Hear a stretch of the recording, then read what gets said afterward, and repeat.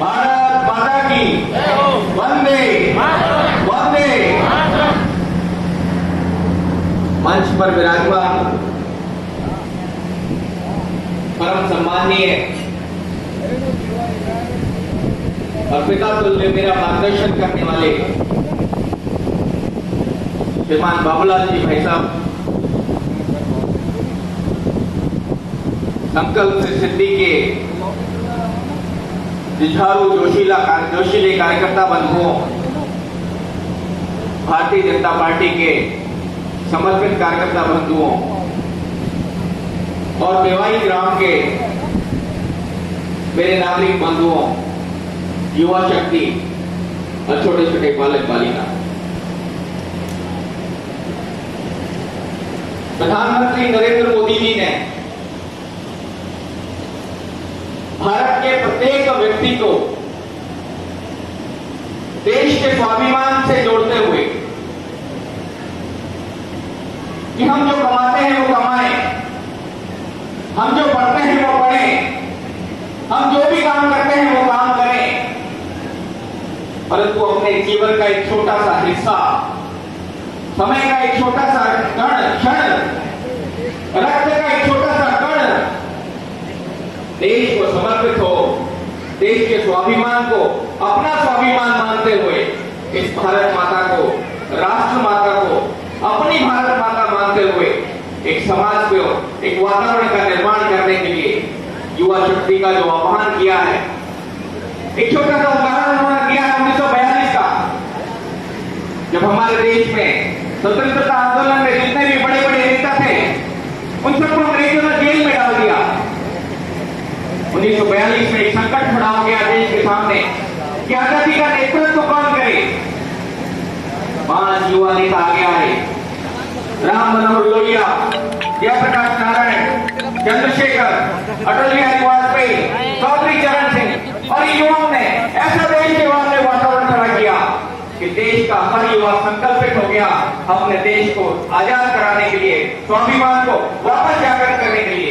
और 5 सालों में ऐसा वातावरण बना कि 1943 में अंग्रेजों को भारत छोड़कर जाना पड़ा।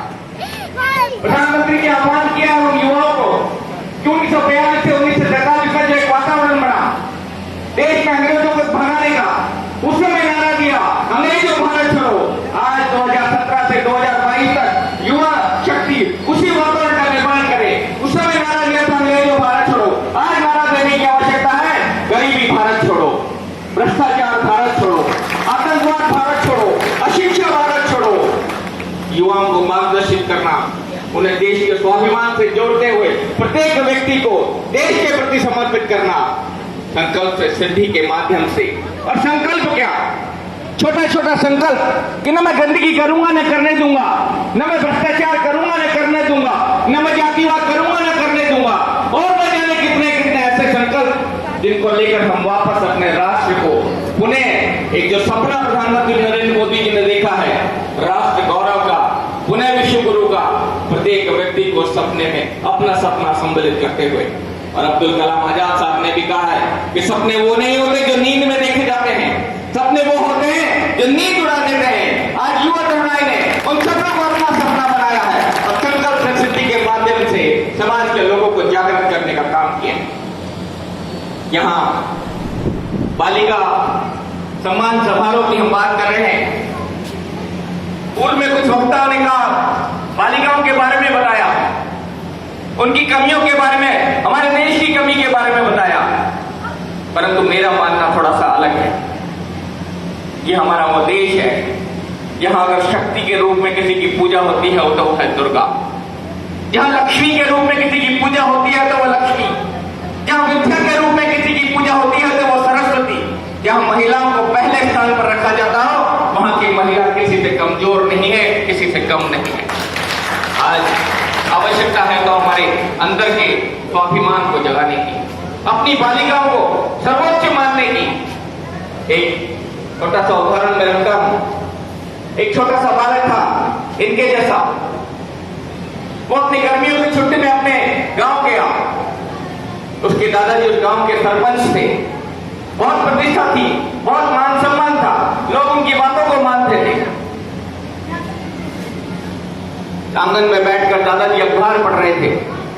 तो छोटा बालक दौड़ता हुआ दादाजी के पास आकर उनकी गोद में बैठ गया और कहता है, दादाजी दादाजी मुझे भी कुछ ऐसा उदाहरण दीजिए, मुझे भी कैसा ज्ञान दीजिए कि मैं आपके सर से देश में नाम रोशन करूं, लोग मेरे को इज्जत की नजर से देखें। दादाजी ने अखबार को फोल्ड किया और उस बालक को लेकर एक नर्सरी में, वहां उन्होंने 2 पौधे खरीदे। घर पर आकर एक पौधा आंगन के गमले में लगा दिया और एक पौधा बाहर चौपाल के बीच में लगा दिया और बालक को कहा कि देखते हैं कौन सा पौधा तेजी से बढ़ेगा। बात आई गई हो गई। बालक अपने विद्यालय स्कूल शहर चला गया। 5-7 साल बाद वापस जब बालक उस गांव में आया तो उसने वही प्रश्न दादाजी से दोहराया कि दादाजी मुझे ज्ञान दीजिए कि मैं आपकी तरह बड़ा आदमी हो सकूं। दादाजी ने उसका हाथ पकड़ा और कहा, चलो हमने जो पेड़ लगाए थे उन पर हम चलते हैं। पहले पेड़ पर गए जो आंगन के गमले में लगा था। बहुत सुंदर वृक्ष होगा, करीब 8-10-8 फीट का वृक्ष, बहुत साफ सुंदर उसकी पत्तियां थी, एकदम सफाई से गमला था, उसको नियमित पानी मिल रहा था, खाद मिल रही थी, सुरक्षा मिल रही थी। लेकिन जब उसकी लंबाई देखी तो सिर्फ 8 फीट का। बालक ने कहा, देखा दादाजी, मैंने कहा था आंगन में जो पेड़ लगाएंगे वही सुरक्षित रहेगा, वही तेजी से बढ़ेगा। दादाजी ने कहा, नहीं, अभी पहले बाहर चलकर देखते हैं। तो जब वो चौपाल पर पहुंचे तो जिस पेड़ के नीचे खड़े थे 20 फीट का वो पेड़ था, जहां बहुत सारे पक्षियों ने अपना घर बना रखा था, बहुत सारी चींटियां चढ़कर भोजन कर रही थी और उसकी छाया में पूरे गांव के लोग बैठे बातें कर रहे थे। तो दादाजी ने कहा कि देखो ये वही पेड़ है जो तुमने लगाया था। तो बालक को बड़ा आश्चर्य हुआ। उसने कहा, बालक क्या दादाजी, हमने दोनों पेड़ों को समान समय पर लगाया, एक को आंगन में लगाया, एक को चौपाल पर लगाया और आंगन वाले पेड़ को नियमित पानी मिला, खाद मिली, सुरक्षा मिली, फिर भी वो बड़ा तो सिर्फ 8 फीट। और ये पेड़ जिसको कोई पानी नहीं दिया, कोई सुरक्षा नहीं दी, कोई किसी खाद नहीं दी और ये 20 फीट का हो गया। ये कैसे हुआ? दादाजी ने कहा, यही जीवन का मूल मंत्र है, संघर्ष। जो आंगन में जो पेड़ लगा है उसके सामने कोई संघर्ष नहीं था, उसको सब्जी मेहमान से पहले मिल जाती, पानी नियमित मिलता था, खाद भी नियमित मिलती थी, उसको देखभाल नियमित मिलती थी। इसलिए वो उसकी लंबाई, उसने जो बड़ा बढ़ोतरी हासिल की वो सिर्फ 8 फीट तक पहुंचा। लेकिन चौपाल में जो पेड़ लगा था उसने संघर्ष किया प्रकृति से, उसने संघर्ष किया जानवरों से, उसने संघर्ष किया आंधी तूफानों तेज बारिश से, उसने संघर्ष किया लोगों से और अपने आप को बचाते हुए वो 20 फीट का पेड़ हो गया। कहने का तात्पर्य यही है कि हमारे देश के जो प्रधानमंत्री नरेंद्र मोदी जी हैं उस आंगन उस चौपाल में लगे वही पेड़ है जिन्होंने संघर्ष किया अपने जीवन में शुरू से लेकर आखिर तक और आज एक वट वृक्ष के रूप में पूरे देश को छाया दे रहे हैं। पेड़ के नीचे न जाने कितनी जाति के लोग संपन्नता से फल फूल रहे हैं और आंगन में जो पेड़ लगा है वो निश्चित रूप से मैं कह सकता हूं कि राहुल गांधी, जिसको समय पर पानी मिला, देखभाल मिली, खाद मिली, फिर भी बढ़ोतरी हुई तो सिर्फ 8 फीट की। लेकिन जिसने कि उन्होंने संघर्ष किया, लोगों से संघर्ष किया, प्रकृति से संघर्ष किया और संघर्ष करते करते अपना वजूद को कायम करते हुए इस मंच तक पहुंचे, इस ऊंचाइयों तक पहुंचे और उस ऊंचाइयों से आज पूरा देश ही नहीं पूरा विश्व मोदी कर रहा है। उसी तरह हमारी बालिकाएं भी, इनका जीवन आज हम अपना पुराना इतिहास देखें। हमारे देश की महिलाएं, कल्पना चावला जो पहली अंतरिक्ष यात्री, रानी लक्ष्मीबाई जिसने स्वतंत्रता के पहले संग्राम का आगाज किया। हमारे क्षेत्र में देखें तो महिलाएं हमेशा आगे रही हैं, जिनका जीवन संघर्षपूर्ण रहा है। बचपन से लेकर जब तक शादी नहीं होगी अपने पापा के परिवार में संघर्ष, पढ़ाई में संघर्ष, परिवार में संघर्ष, उसके बाद अपने ससुराल जाती हैं वहां संघर्ष, परिवार को संभालने का संघर्ष, समाज को संभालने का संघर्ष, अपने बच्चों को संस्कृत करने का संघर्ष। इतना संघर्ष लेकर वो एक वृक्ष के रूप में पूरे समाज को संस्कारित करती हैं।